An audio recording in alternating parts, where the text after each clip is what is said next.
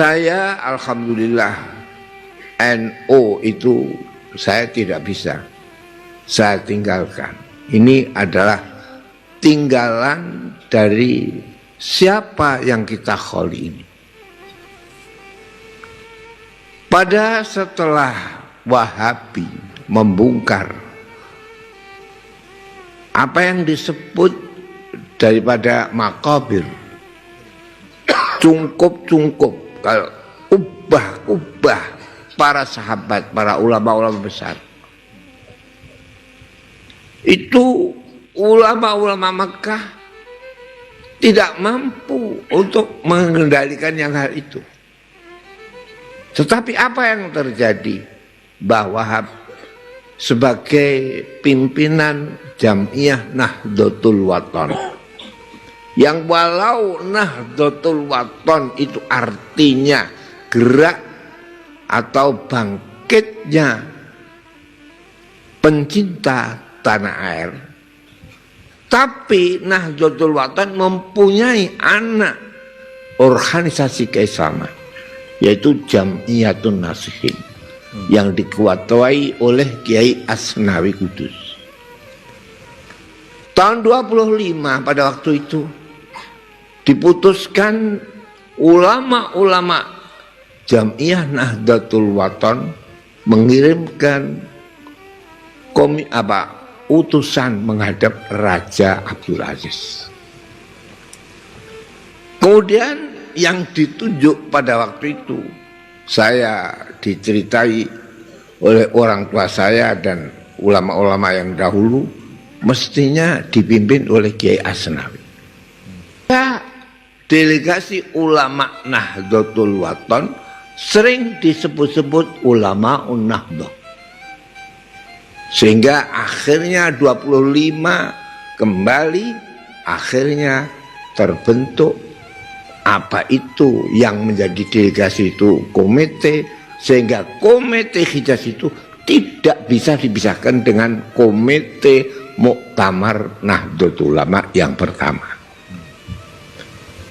Jadi tahun 25 datang pakai kapal, belum ada kapal terbang, datang Januari akhir tanggal 27 atau 27 dilangsungkan pertemuan ulama-ulama, dan itu dianggap sebagai muktamar pertama Nahdlatul Ulama. Penutupan muktamar tanggal 31 Januari dengan kesepakatan para ulama yang dipelopori oleh Kiai Abdul Wahab, yang pada waktu itu adalah menjadi sesepuh dan panitia utama. Semuanya, tidak satu pun ulama tidak memilih aklamasi suara yang satu memilih Mbah Kiai Wahab Hasyim Asy'ari sebagai Rais Akbar, dan wakilnya adalah Kiai Fakih Masku Mambang. Apa itu? Sebab itu ini ya, saya tidak bisa. Sebab muridnya Mbah Kiai Fakih Masku Mambang itu yang paling utama adalah ayah saya. Pondok pertama sampai menjadi besar, ayah saya menjadi murid Kiai Fakih Masku Mambang. Sehingga apa yang terjadi, Mbah Wahab itu ayah saya tidak bisa, segala apapun gerak-gerik Mbah Wahab itu yang diikuti. Sampai pada akhirnya bapak saya madrasah saja itu dahulu dinamakan Madrasah Nahdlatul Wathon. Itu madrasah yang ada di Pondok Sarang. Dan saya ganti sekarang Ghazaliyah, sebab mengingat siapa yang mendirikan pondok adalah Kiai Ghazali. Mbah Kiai Wahab ada kayak begitu. Jadi al-arwahu junudun mujannadah, fama ta'arafat ikhtalafat, wama tanakarat ikhtalafat. Jiwa itu adalah sebagai kayak bala tentara yang dikuatkan, yang disatukan. Tidak bisa satu sama lain berpisah dan tidak drap yang satu. Drap yang satu inilah menunjukkan suatu kekuatan. Baghdad yang begitu besarnya kekayaan minyak, kekayaan ilmu dahulu, apa yang terjadi dikalahkan dengan Amerika? Sebab drapnya itu tentara adalah Amerika. Baghdad itu tentaranya podo karo, jadi kadang siap merokok, itu tentara Baghdad. Ini bahwa Wahab itu nggak bisa. Apa sebab?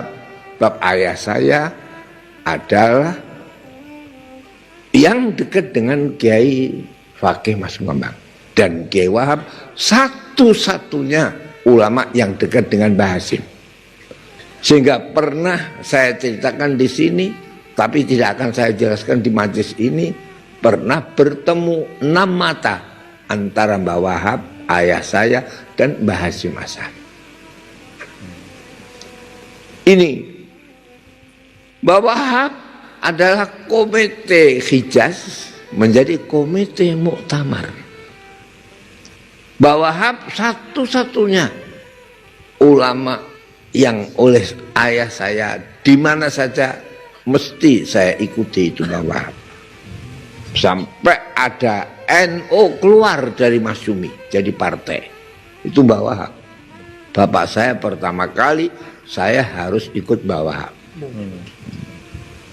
Jadi pemilu tahun 55 akhirnya berdirilah NU tahun 53 sebagai partai politik. 55 ikut pemilu, dan segala apapun putusan itu yang pecah antara kaum nasionalis dengan Islamis, akhirnya kalau tidak ada Wahab, taqabbalallah minna wa minkum taqabbal.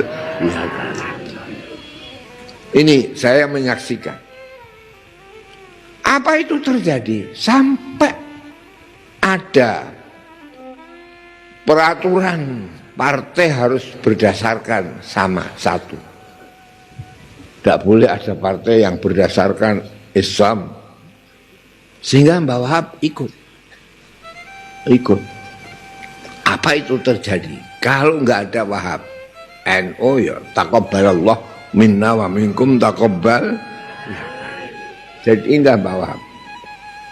Jadi NU jadi partai tahun 53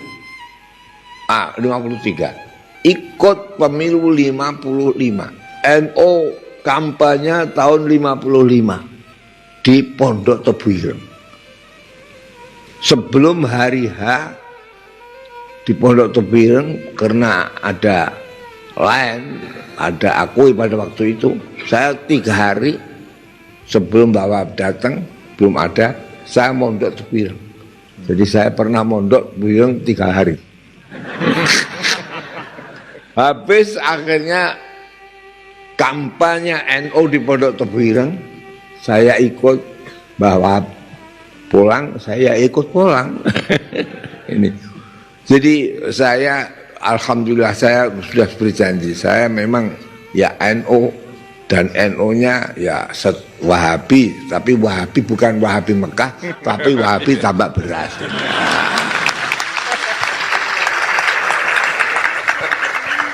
Saudara-saudara sekalian yang saya hormati, kita mengetahui umat Islam sesudah Nabi itu siapa yang menjadi panutan? Adalah ulama.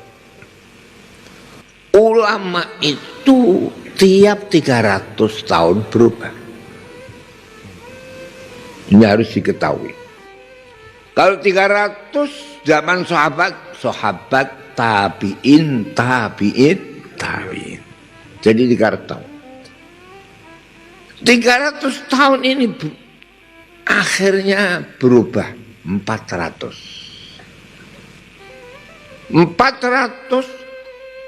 Siapa waktu ada perubahan itu? Abu Bakar Al-Baqilan.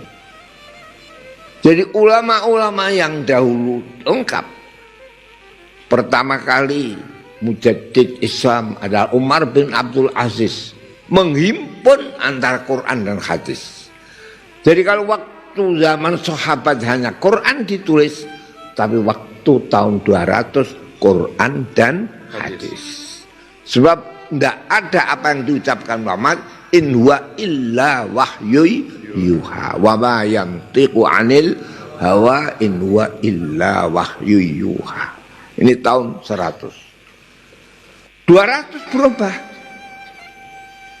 Apa itu perubahannya? Tidak cukup hanya Quran dan hadis. Sebab agama ini tidak hanya kepada hanya bangsa Arab, tapi agama Islam merambah ke Asia, Afrika banyak yang masuk. Mulai dari lautan Atlantik sampai ke India. Apa itu? Akhirnya dihimpun jangan hanya Quran hadis, tapi harus mempunyai 4 pilar. Yaitu zaman Imam Syafi'i. Yaitu harus Quran, hadis, ijma' dan